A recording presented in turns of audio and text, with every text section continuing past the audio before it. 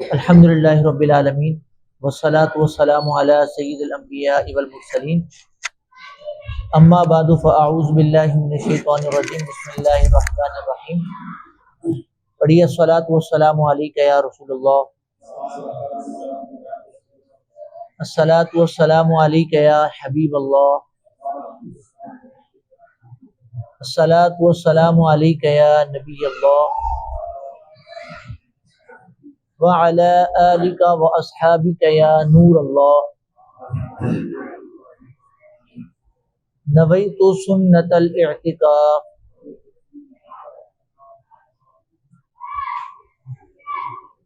الحمدللہ حسب معمول پروگرام شرعی احکام کا سلسلہ جاری ہے. اس سے پہلے کہ باقاعدہ اس سلسلے کا آغاز ہو، درود پاک کی فضیلت اور اچھی اچھی نیتیں کر لیتے ہیں.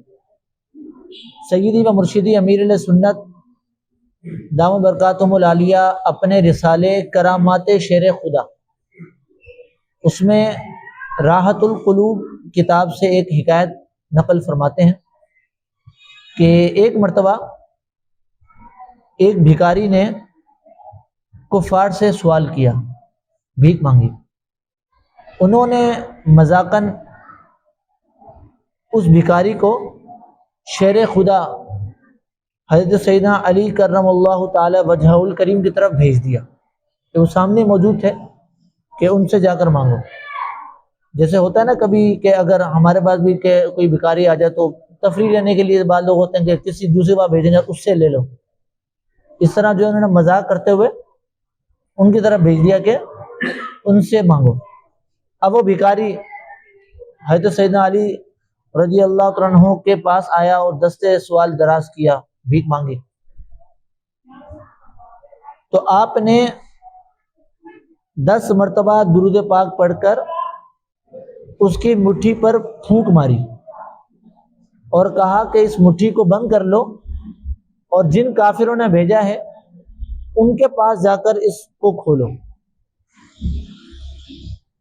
اب وہ کافر دیکھ رہے تھے تو وہ ہنس رہے تھے کہ خالی پھونک مار دینے سے کیا ہوتا ہے، لیکن جب وہ بھکاری ان کے پاس گیا اور اس نے وہ مٹھی کھولی تو اس میں 1 دینار تھا. دینار یہ سونے کا ہوتا ہے، 1 دینار تھا اس میں. تو حضرت علی رضی اللہ تعالیٰ عنہ کی یہ کرامت دیکھ کر کئی کافر مسلمان ہو گئے. تو یہ حضرت علی رضی اللہ تعالیٰ عنہ کی کرامت تھی، درود پاک کی بھی برکت تھی. تو ہمیں بھی چاہیے کہ ہم بھی پیارے آقا صلی اللہ تعالیٰ علیہ وآلہ وسلم پر کثرت کے ساتھ درود پاک پڑھنے کو اپنا معمول بنائیں. صلو علی الحبیب صلی اللہ تعالیٰ علی محمد صلی اللہ تعالیٰ علیہ وآلہ وسلم صلاۃ و سلام علیک یا سیدی یا رسول اللہ. حدیث پاک کا مفہوم ہے نیت المؤمن خیر من عملہ، یعنی مسلمان کی نیت یہ اس کے عمل سے بہتر. اور یہ یاد رہے کہ کسی بھی عمل خیر کا، اچھے عمل کا ثواب بغیر نیت کے نہیں ملتا، اور جتنی نیتیں زیادہ ہوں گی اتنا ہی ثواب بھی انشاءاللہ زیادہ ملے.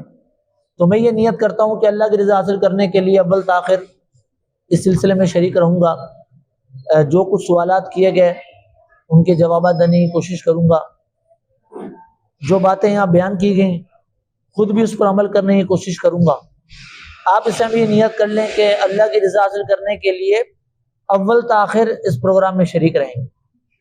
یہاں پر جو کچھ مسائل بیان کیے گئے سن کر اس پر خود بھی عمل کریں گے اور اپنے دیگر مسلمان بھائیوں تک بھی یہ باتیں پہنچانے کی کوشش کریں گے. کیونکہ شرعی مسائل بیان کیے جائیں گے، اللہ رسول کی باتیں ہوں گی، تو علم دین کی تعظیم کی نیت سے جتنا ہو سکے باادب ہو کر اس میں شریک رہیں. انشاءاللہ اس کی برکتیں حاصل ہوں.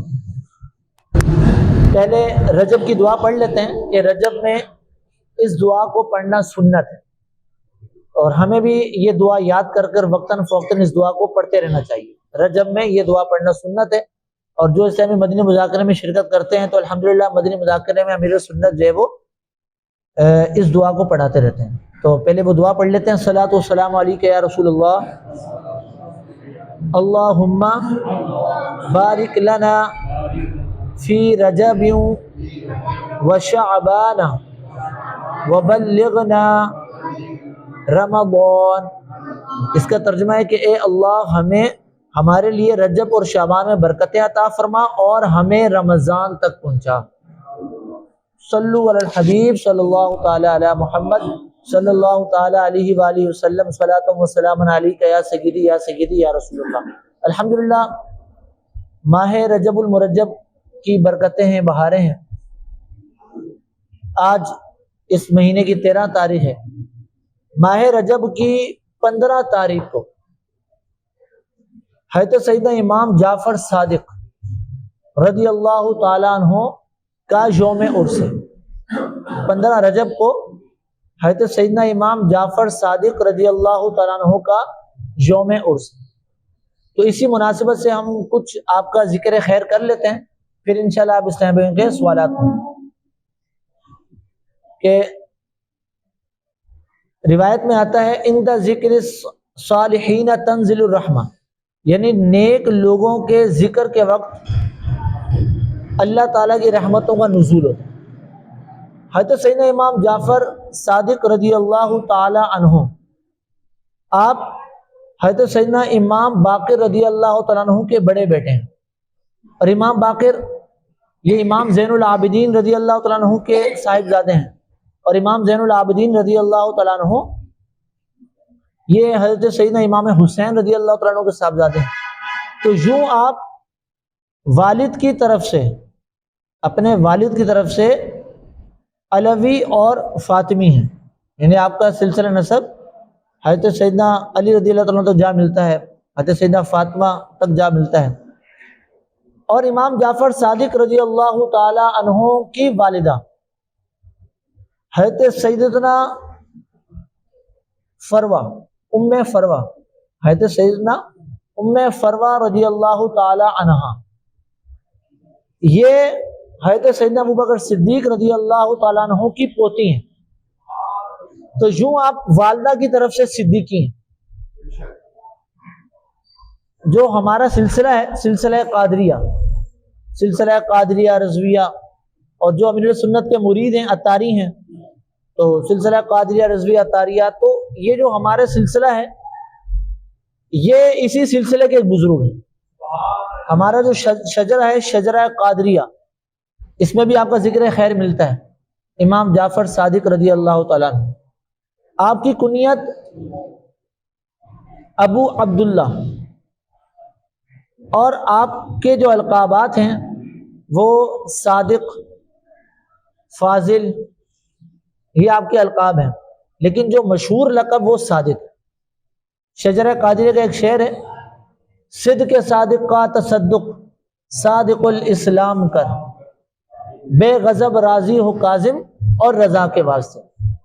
اس کا مفہوم یہ ہے صدق صادق کا تصدق، یعنی اے مالک مولا امام جعفر صادق رضی اللہ تعالی عنہ کی سچائی کا واسطہ صادق الاسلام کر، ہمیں سچا مسلمان بنا، بے غضب راضی ہو کاظم اور رضا کے واسطے۔ اور امام موسیٰ کاظم، امام علی رضا علیہم الرحمہ، ان ہستیوں کے واسطے ہم سے بغیر مطلب کسی ناراضی کے، بغیر غضب فرمائے ہم سے راضی ہو۔ تو یہ ہمارے سلسلہ قادریہ کے بزرگ بھی ہیں۔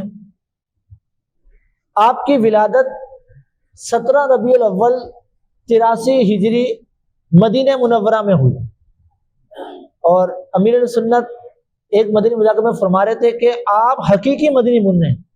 ویسے ہماری دعوت اسلامی کی اصطلاح میں بچوں کو مدنی منع کہا جاتا ہے، بچوں کو مدنی منی کہتے ہیں، لیکن آپ فرماتے ہیں کہ امام جعفر صادق رضی اللہ تعالیٰ عنہ یہ حقیقی مدنی منع ہے، یعنی آپ کی پیدائش بھی مدینے میں ہوئی، آپ مدینے ہی میں رہے، آپ کی زندگی مدینے میں بسر ہوئی۔ کروڑوں مالکوں کے پیشوا امام مالک رضی اللہ تعالیٰ عنہ یہ ارشاد فرماتے ہیں کہ میں نے امام جعفر صادق رضی اللہ تعالیٰ عنہ کو جب بھی دیکھا تو میں نے آپ کو 3 عبادتوں میں مصروف پایا، کہ یا تو آپ نماز پڑھ رہے ہوتے ہیں، یعنی میں نے جب آپ کو دیکھا تو یا تو اس حالت میں دیکھا کہ آپ نماز میں ہوتے ہیں، یا پھر آپ تلاوت قرآن میں مصروف ہوتے ہیں، یا پھر آپ روزہ دار ہوتے ہیں۔ تو ہم بھی آپ کے چاہنے والے ہیں، ہمیں بھی چاہیے کہ ہم بھی عبادتوں میں اپنے آپ کو زیادہ مصروف رکھیں، جتنا ہو سکے عبادت کا اہتمام کریں۔ تو آپ نے اپنی زندگی جو ہے یہ عبادت میں صرف کی، گویا کہ آپ کی زندگی اللہ کے لیے وقف تھی، تبھی آج ہم ان کا ذکر خیر کر رہے ہیں۔ آپ سے یہ روایت ہے، حلیت الاولیاء کی روایت ہے کہ اللہ تعالیٰ ارشاد فرماتا ہے، اللہ تعالیٰ نے دنیا سے فرمایا کہ جو میری عبادت کرے تو اس کی خدمت کر۔ دنیا سے فرمایا اللہ تعالیٰ نے کہ جو میری عبادت کرے تو اس کی خدمت کر، اور جو تیرے پیچھے لگے، یعنی میری عبادت چھوڑ کر تیری مگر مصروف ہو، تیرے پیچھے پڑے تو اس کو تھکا دے۔ تو یہ ہم نظارے دیکھتے ہیں کہ جو اللہ کی عبادت کے لیے خود کو وقف کرتا ہے تو دنیا جو ہے اس کے پیچھے پھرتی ہے۔ آپ کا مبارک وصال یہ 15 رجب 148 سنہ ہجری میں ہوا، اور آپ کو جنت البقیع میں آپ کے والد گرامی حضرت امام باقر رضی اللہ تعالیٰ عنہ کے پہلو میں دفن کیا گیا۔ جنت البقیع میں آپ کا مبارک مزار ہے کہ دنیا کا سب سے عظیم الشان قبرستان جو ہے وہ جنت البقیع ہے، وہاں آپ کی تدفین۔ مسلمان جو ہیں یہ الحمدللہ ایک عرصے سے آپ کی نیاز دلاتے ہیں، اور آپ کی نیاز جو ہے وہ کونڈوں کی نیاز سے مشہور ہے۔ رجب میں کونڈوں کی نیاز دلائی جاتی ہے، وہ آپ ہی کی نسبت سے مشہور ہے۔ ویسے ہمارے ہاں جو کونڈوں کی نیاز ہوتی ہے وہ 22 رجب کو دلائی جاتی ہے، جو مشہور ہے۔ ویسے آپ کا جو وصال ہے وہ 15 رجب کو ہوا، تو 15 رجب کو آپ کونڈوں کی نیاز دلائیں۔ اگر آپ 15 کے بجائے 22 کو بھی دلاتے ہیں تو بھی ٹھیک ہے، اگر آگے پیچھے بھی کر لیتے ہیں تو اس میں کوئی گناہ والی بات نہیں ہے، آپ 22 رجب کو دلا دیں۔ لیکن ایک مسلمانوں کی تعداد ہے وہ اس رجب کے مہینے میں امام جعفر صادق رضی اللہ تعالیٰ عنہ کی کونڈوں کی نیاز دلاتے ہیں، یعنی اس نیاز میں عام طور پر کھیر پوری کا اہتمام ہوتا ہے۔ تو کھیر ویسے تو کسی اور برتن میں بنائی جاتی ہے، لیکن کھیر بنانے کے بعد جو ہے وہ اس کو کونڈوں میں ڈالا جاتا ہے۔ اب اگر کورا کونڈا ہو تو اس میں اگر اس کھیر کو رکھا جائے تو اس کا ٹیسٹ اور زیادہ ہوتا ہے۔ تو یوں یہ کونڈوں کی نیاز مشہور ہے۔ اچھا، اس حوالے سے پھر عوام میں غلط فہمیاں پائی جاتی ہیں۔ بعض لوگ یہ کہتے ہیں کہ یہ نیاز کونڈوں میں ہی دلا سکتے ہیں، کونڈوں کے علاوہ اور کسی اور برتن میں نہیں دلا سکتے، یہ ایسا بھی ایک ذہن پایا جاتا ہے، تو اس کی کوئی اصل نہیں ہے۔ اب ظاہر بات آپ کھیر جو بنا رہے ہیں وہ کونڈے میں تو نہیں بنائیں گے آپ، وہ تو کسی اور برتن میں ہی بنائیں گے، تو اس کی نیاز جو ہے وہ کونڈے کے علاوہ کسی اور برتن میں ڈالی جا سکتی ہے۔ پھر ایک غلط فہمی یہ پائی جاتی ہے کہ گھر سے باہر اس نیاز کو نہیں لے آ سکتے، گھر میں ہی آپ کو کھلانی ہے، تو یہ بھی درست نہیں ہے۔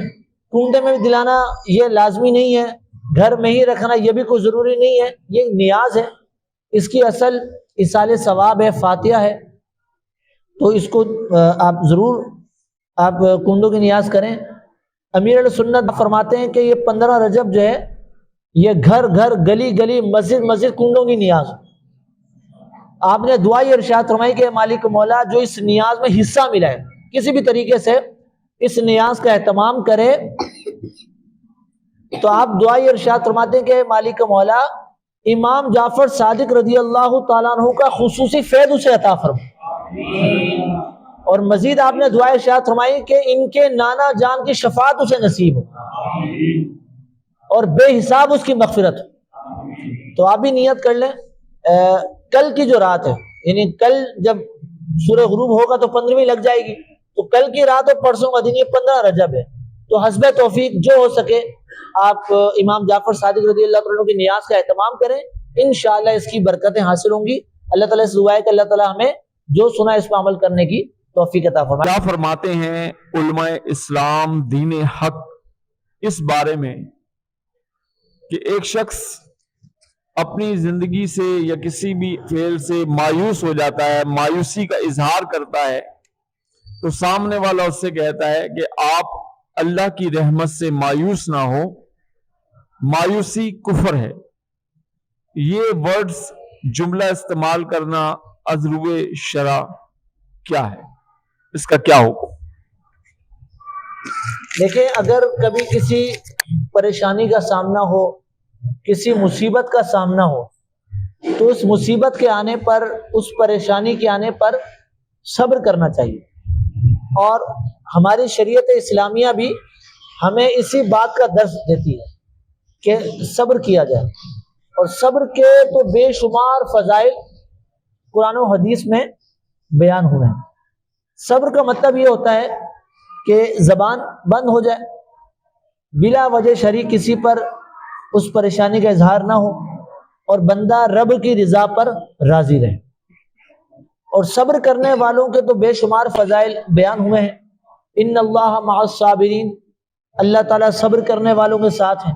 کہیں فرمایا وبشر الصابرین، کہ صبر کرنے والوں کو خوشخبری سنا دو، تو ان کو خوشخبریاں سنائی گئی ہیں۔ حدیث پاک کا مفہوم ہے کہ مسلمان کو جو بھی مصیبت پہنچتی ہے، اس کی جان مال میں جو بھی مصیبت پہنچتی ہے، یہاں تک کہ اس کے پاؤں میں کانٹا بھی چبھتا ہے، کتنی معمولی سی مصیبت ہے کانٹا چبھنے پر، کہ یہاں تک کہ اس کے پاؤں میں کانٹا بھی چبھے تو اللہ تعالیٰ اس کی برکت سے اس کے گناہوں کو معاف فرماتا ہے، یعنی گناہ معاف ہوتے ہیں، اور جو نیک لوگ ہوں تو ان کے درجات بلند ہوتے ہیں۔ اور ایک روایت میں آتا ہے کہ جس کے جان مال میں کوئی مصیبت پہنچی، اس نے اس پر صبر کیا، اس پریشانی کا اظہار نہ کیا، تو اللہ پر حق ہے کہ اللہ تعالیٰ اسے جنت میں داخل فرما دے۔ بروز قیامت ان لوگوں کو جب اجر دیا جائے گا جنہوں نے مشکلات پر صبر کیا ہوگا۔ دیکھیں یہاں پر جتنے فضائل بیان ہو رہے ہیں یہ انہی کے ہو رہے ہیں کہ جو صابرین ہیں، صبر کرنے والے۔ اب دیکھنے میں یہ بھی آتا ہے کہ جب مصیبت آتی ہے تو شکوے بھی ہو رہے ہوتے ہیں، بلا وجہ شرعی اس کا اظہار بھی ہو رہا ہوتا ہے۔ سب کچھ ہونے کے بعد جب ایک تسلی مل جاتی ہے، دل کو سکون مل جاتا ہے، ایک بوجھ ہلکا ہو جاتا ہے، غم ہلکا ہو جاتا ہے، پھر کوئی کہتا ہے یار صبر کریں، تو یہ جملے سنائی دیتے ہیں کہ ہم تو صبر ہی کر رہے ہیں۔ تو یہ صبر اس کا نام نہیں ہے۔ صبر سے مراد اول صدمے پر، جب صدمہ پہنچا، مصیبت پہنچی، زبان بند ہو جائے، شکوہ نہ ہو، بلا وجہ شرعی کسی پر اظہار نہ ہو، رب کی رضا کو بندہ راضی رہے۔ تو میں عرض کر رہا تھا کہ روایت میں آتا ہے کہ جب بروز قیامت ان لوگوں کو اجر دیا جائے گا جنہوں نے مصیبتوں پر صبر کیا تھا، تو لوگ تمنا کریں گے کاش دنیا میں ہمارے ہونٹ کینچیوں سے کاٹے جاتے، یعنی ہمیں اتنی تکلیفیں دی جاتی ہیں، ہم اس پر صبر کرتے اگر ہمیں معلوم ہوتا کہ اتنا زیادہ اجر دیا جا رہا ہے۔ لیکن وہ آخرت ہے، وہاں پر مطلب کہ عمل نہیں ہوگا، وہ دار الجزا ہے، وہاں پر بدلہ دیا جائے گا، جو عمل کرنا ہے وہ آج کرنا ہے۔ تو اگر کوئی مصیبت آ جائے، پریشانی آ جائے، تو ان روایات کو بندہ ذہن میں لائے، اللہ کی رضا پر راضی رہے، صبر کرے، صبر کرے گا انشاءاللہ عز و جل صبر پر جو فضائل ہیں وہ اس کو ملیں گے۔ تو جب وہ صبر کرے گا، ان روایات پر عمل کرے گا، تو اس کا دل بھی مطمئن ہوگا، وہ مایوسی کی طرف نہیں جائے گا، اور مایوسی سے بچنے کا حکم دیا گیا۔ ارشاد باری تعالیٰ ہوا لا تقنطوا من رحمت اللہ، کہ اللہ کی رحمت سے مایوس نہ ہو، اللہ کی رحمت سے تو مایوس نہیں ہونا، اسی کی طرف لو لگانی ہے، اسی کی رحمت کی طرف نظر رکھنی ہے، صبر کرنا ہے، اور دعا وغیرہ کا اہتمام کرنا ہے وہ بھی اسی سے کرنا ہے، التجا کرنی وہ بھی اسی سے کرنی ہے۔ اب مایوسی کو اپنے قریب نہیں آنے دیں، کہ مایوس کون ہوتا ہے؟ ارشاد باری تعالیٰ ہے وَمَن يَقْنَطُ مِن رَحْمَتِ رَبِّهِ إِلَّا الضَّالُّونَ، کہ اللہ کی رحمت سے کون مایوس ہوتا ہے؟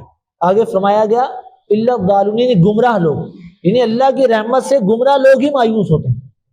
تو ہمیں مایوسی سے بچنا ہے، اور یہ شرعی مسئلہ بھی ذہن نشین رہے کہ اگر کوئی معاذ اللہ اللہ کی رحمت سے مایوس ہو جائے، نا امید ہو جائے، تو یہ گناہ کبیرہ ہے۔ ایسا مایوس ہونے والا شخص گناہ گار ہوگا، اس پر لازم ہے کہ اس گناہ سے توبہ کرے اور مایوسی سے دور بھاگے، رب کی رحمت پر امید رکھے۔ اچھا ہمارے یہاں ہوتا یہ ہے کہ جب پریشانی آتی ہے، مصیبت آتی ہے، دعا وغیرہ کا اہتمام کیا جاتا ہے، ذکر و اذکار کیے جاتے ہیں، وظائف وغیرہ کا اہتمام کیا جاتا ہے، بہت جلد جو ہے وہ ایک مطلب دیکھنے میں آتا ہے کہ بندہ جو ہے وہ ہمت ہار جاتا ہے کہ نہیں یار یہ وظیفہ بھی کیا ہے، وہ وظیفہ بھی کیا، پورا ہی نہیں ہو رہا، کچھ ہو ہی نہیں رہا، تو وہ بھی دوبارہ کوئی وظیفے کی طرف بولے تو نہیں جاتا، ذہن نہیں جاتا کہ یار سب کچھ کر لیا، ہوتا ہی نہیں کچھ۔ حالانکہ جو نبی ہوتا ہے، نبی اس کی دعا قبول ہوتی ہے، ہر نبی مستجاب الدعوات ہوتا ہے، ہر نبی کی دعا قبول ہوتی ہے۔ حضرت سیدنا موسیٰ اور حضرت سیدنا ہارون، دونوں نبی علیہ السلام، دونوں کی دعا قبول۔ ان دونوں نے فرعون کے ہلاک ہونے کی دعا کی کہ مالک مولا فرعون کو ہلاک کر، جب اس کی سرکشی حد سے بڑھی۔ تو حضرت سیدنا موسیٰ علیہ السلام نے دعا فرمائی، اور ان کی دعا پر حضرت سیدنا ہارون علیہ السلام نے آمین کہا، اور یہ آمین بھی دعا ہے۔ آمین کا مطلب یہ ہوتا ہے ایسا ہی ہو۔ تو انہوں نے دعا کی، اور ان کی دعا پر حضرت سیدنا ہارون نے آمین کہا۔ تو قرآن پاک کے الفاظ ہیں قال قد اجیبت دعوتکما، یعنی فرمایا گیا، اللہ تعالیٰ نے ارشاد فرمایا کہ انہیں یہ جواب دیا گیا کہ تم دونوں کی دعا قبول کی گئی، یعنی جو تم نے دعا مانگی ہے فرعون کے ہلاک ہونے کی، دعا قبول کر لی گئی۔ اس دعا کا اثر جو ہے وہ 40 سال بعد ظاہر ہوا، یعنی اس دعا کے 40 سال بعد جا کر فرعون ہلاک ہوا۔ اب وہ اندازہ لگائیں کہ ایک نبی دعا کرے، دوسرا نبی اس کی دعا پر آمین کہے، اور قرآن میں ارشاد ہو رہا ہے کہ ان دونوں کی دعا قبول کی گئی، اور اس قبولیت کا اثر کب ظاہر ہو رہا ہے؟ 40 سال بعد۔ اور آج ہم ہیں، اگر ہم کوئی دعا کریں تو بس یہ ذہن ہوتا ہے کہ ابھی ہاتھ نیچے آئے نہ فوراً پورا ہو جائے۔ تو یہ ذہن نہیں ہونا چاہیے، رب کی رحمت سے مایوس تو نہیں ہونا، کہ مایوسی یہ گناہ کبیرہ ہے۔ اور اہل سنت و جماعت کا یہ عقیدہ ہے کہ گناہ کبیرہ سے بندہ کافر نہیں ہوتا۔ اگر معاذ اللہ کوئی شخص کسی گناہ کبیرہ کا ارتکاب کر بھی لے، تب بھی وہ اس گناہ کی وجہ سے کافر نہیں ہوگا۔ جیسے ایک تعداد بدقسمتی سے آج نماز نہیں پڑھتی، ایک وقت کی بھی نماز جان بوجھ کر قضا کر دینا یہ گناہ کبیرہ ہے۔ ایسا شخص 1000 برس جہنم میں رہنے کا مستحق ہے جب تک کہ وہ اس گناہ سے توبہ نہ کرے، اور جو نماز اس نے قضا کی اس کو ادا نہ کرے۔ ایسی روایات میں موجود ہیں کہ جو نماز کو چھوڑے، جس نے نماز کو ترک کیا اس نے کفر کیا، کیونکہ ایک وقت تھا کہ یہ نماز جو ہے یہ مومن اور کافر کے درمیان ایک علامت تھی، اسی بنا پر یہ ارشاد فرمایا گیا۔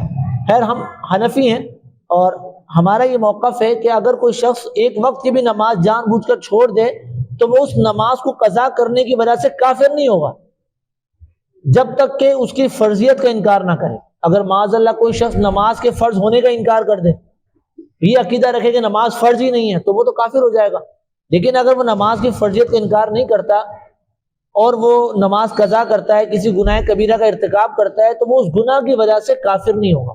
تو لہذا اگر کوئی شخص رب کی رحمت سے مایوس ہو جاتا ہے تو وہ گناہ کبیرہ کا ارتکاب کرنے والا ہوگا، اس پر لازم ہوگا کہ اس گناہ سے توبہ کرے اور رب کی رحمت سے مایوس نہ ہو، لیکن وہ کافر نہیں ہوگا۔ البتہ مایوسی کے کفر ہونے کی بھی صورتیں موجود ہیں، جیسے معاذ اللہ کوئی شخص پریشانی میں مبتلا ہو کر یہ عقیدہ بنا لے کہ اللہ تعالیٰ میرے حالات سے باخبر نہیں، معاذ اللہ یہ عقیدہ بنا لے کہ اللہ تعالیٰ میرے حالات سے باخبر نہیں، کہ جو میرے حالات درست نہیں ہو رہے، تو اس صورت میں وہ بندہ کافر ہو جائے گا۔ کہ ارشاد باری تعالیٰ ہے ان اللہ لا یخفی علیہ شیء فی الارض ولا فی السماء، کہ زمین و آسمانوں میں کوئی چیز ایسی نہیں ہے کہ جو اللہ سے پوشیدہ ہو۔ واللہ بکل شیء علیم، اللہ تعالیٰ ہر چیز کو جاننے والا ہے۔ وان اللہ قد احاط بکل شیء علما، کہ بے شک اللہ تعالیٰ نے ہر چیز کو اپنے گھیرے میں لیا ہوا ہے، یعنی اس کے علم میں ہر چیز کو اپنے احاطے میں لیا ہوا ہے۔ کوئی چیز جو ہے وہ ایسی نہیں کہ معاذ اللہ جو اس سے پوشیدہ ہو، اس سے مخفی ہو، جس کی اسے خبر نہ ہو۔ تو اگر کوئی ایسا عقیدہ بنائے تو وہ کافر ہو جائے گا۔ اسی طرح اگر کوئی مایوس ہو کر یہ عقیدہ بنا لے کہ اللہ تعالیٰ میری پریشانی دور کرنے پر قادر نہیں ہے، معاذ اللہ، تو وہ کافر ہو جائے گا۔ ان اللہ علی کل شیء قدیر، اللہ تعالیٰ ہر چیز پر قادر ہے۔ اسی طرح اگر کوئی معاذ اللہ یہ عقیدہ بنا لے پریشانی میں مبتلا ہو کر کہ اللہ تعالیٰ بخیل ہے کہ جو میری پریشانی دور نہیں کرتا، تو وہ کافر ہو جائے گا۔ کہ اللہ تعالیٰ کو بخیل کہنا یا معاذ اللہ اس کی طرف بخل کی نسبت کرنا یہ عیب ہے، اور اللہ تعالیٰ ہر عیب سے پاک ہے۔ یہودیوں نے جو ہے یہ اعتراض کیا تھا، یہودیوں نے کہا تھا وقالت الیہود ید اللہ مغلولہ، یہودیوں نے یہ کہا تھا کہ اللہ تعالیٰ کے ہاتھ بندھے میں ہیں، معاذ اللہ، یعنی وہ بخل کرتا ہے۔ تو ان کے جواب میں ان پر لعنت کی گئی، اور ان کے جواب میں یہ فرمایا گیا بل یداہ مبسوطتان، یعنی فرمایا گیا غلت ایدیہم ولعنوا بما قالوا، کہ ان کے ہاتھ بندھے میں اور ان کے اس کہنے پر لعنت ہو، بلکہ اللہ تعالیٰ کے ہاتھ تو کشادہ ہیں، ينفق کیف یشاء، وہ جیسے چاہے خرچ فرمائے۔ تو اگر کوئی یہ عقیدہ بنا لے تو وہ کافر ہو جائے گا۔ تو ان صورتوں میں جو مایوسی ہے یہ کفر ہے۔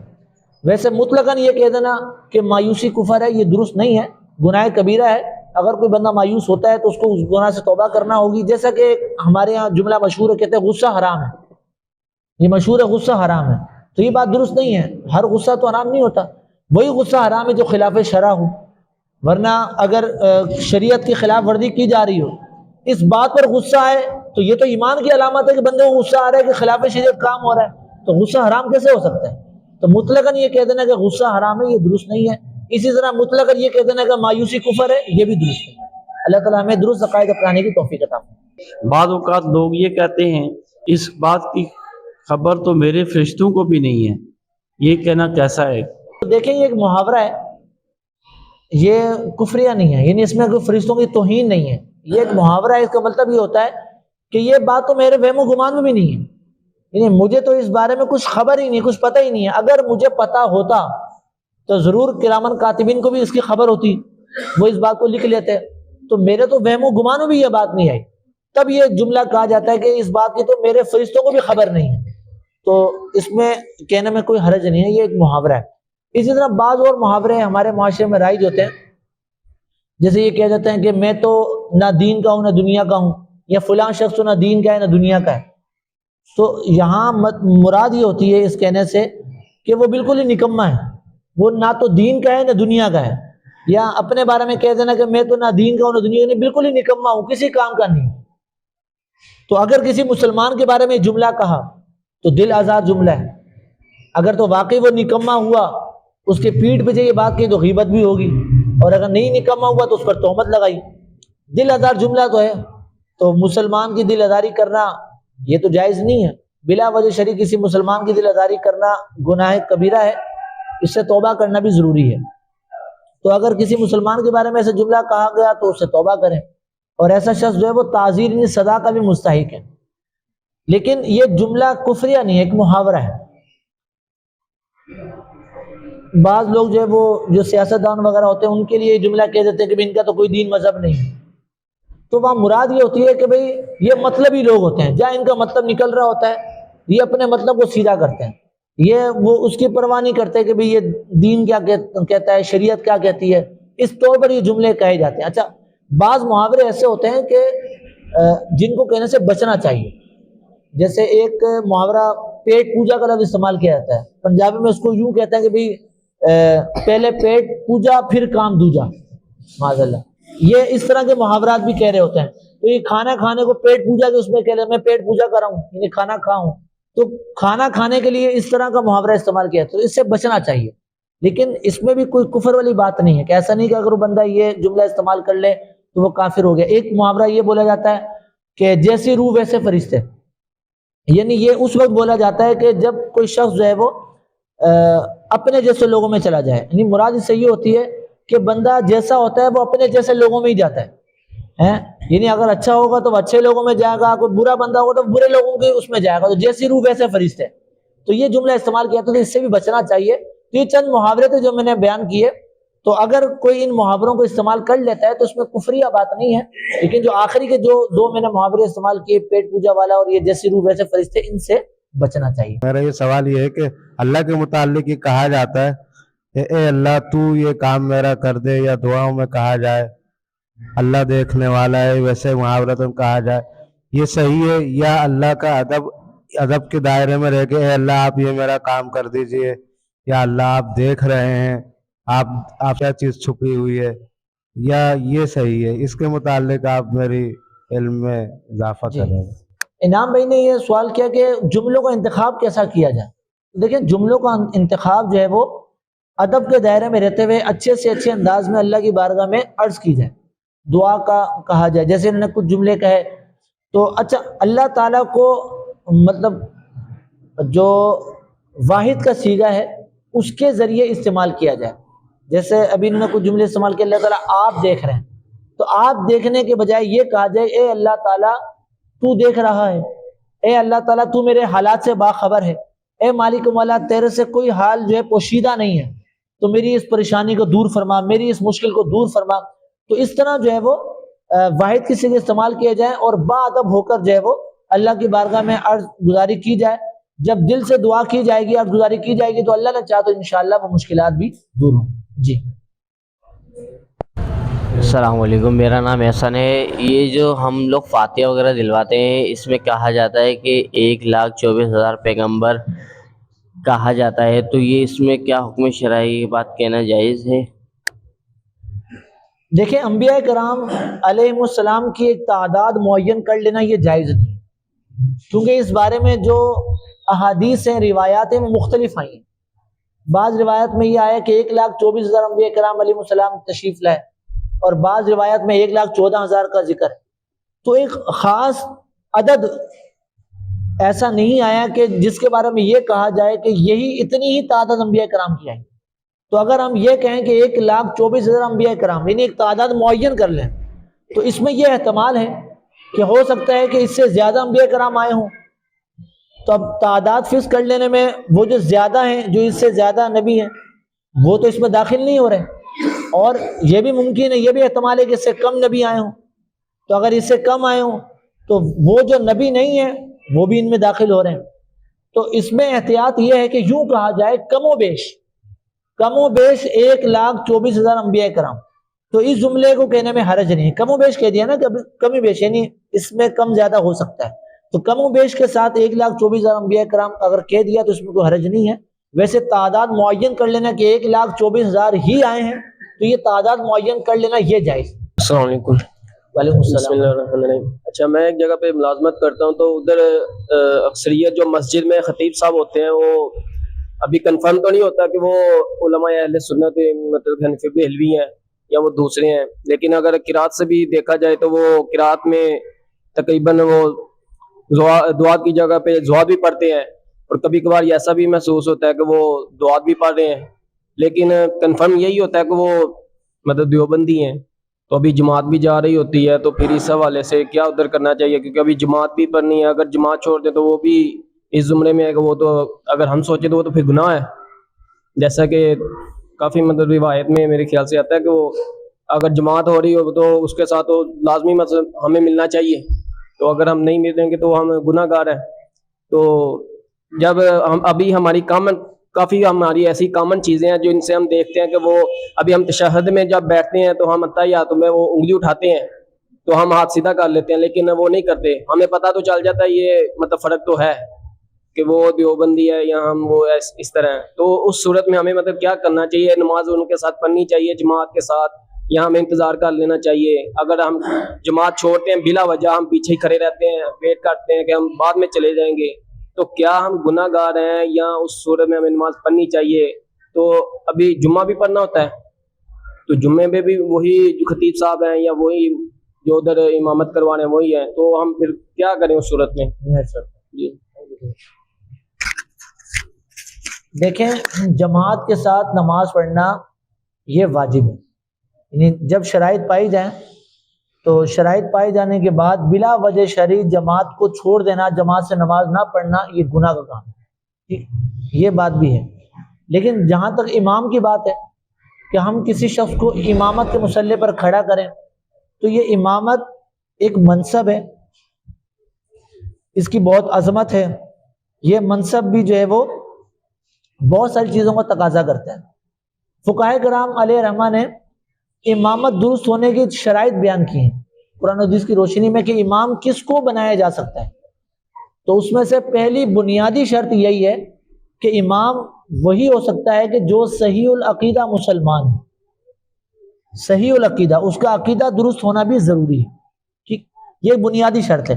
اس کے علاوہ پھر دیگر شرائط ہیں کہ عاقل ہو، بالغ ہو، مرد ہو، شرعی معذور نہ ہو، اس کی قراءت درست ہو، یعنی اتنی قراءت درست ہو کہ درست انداز سے وہ قرآن پڑھ سکے، تاکہ وہ ایسی غلطیاں نہ کر بیٹھے کہ جس سے معنی فاسد ہو جائے. تو ان تمام شرائط کا امام میں پایا جانا ضروری ہے. تو جو آپ نے بات بیان کی، تو اگر واقعی ایسا ہے کہ ان کے عقائد درست نہیں ہیں، وہ اہل سنت و جماعت سے تعلق نہیں رکھتے، تو پھر تو ان کو امام نہیں بنایا جا سکتا. اور رہی بات ان کے پیچھے نماز پڑھنے کی، تو اگر ایسی کنڈیشن ہے تو پھر تو ان کے پیچھے نماز نہیں پڑھے گی. نہیں پڑھی جائے گی۔ اب یہاں پر یہ نہیں دیکھا جائے گا بھی جماعت تو واجب ہے، اب جماعت چھوڑ دینا تو یہ کیسے ہو سکتا ہے، ہم تو گناہ گار ہو جائیں گے۔ تو اگر واقعی ایسی کنڈیشن ہے کہ قریب کوئی اور اہل سنت کی مسجد نہیں ہے، جو مسجد قریب ہے وہ دوسرے مسلک والوں کی ہے، اپنی مسجد کے قریب نہیں ہے، تو ایسی صورت میں جماعت بھی واجب نہیں ہوگی۔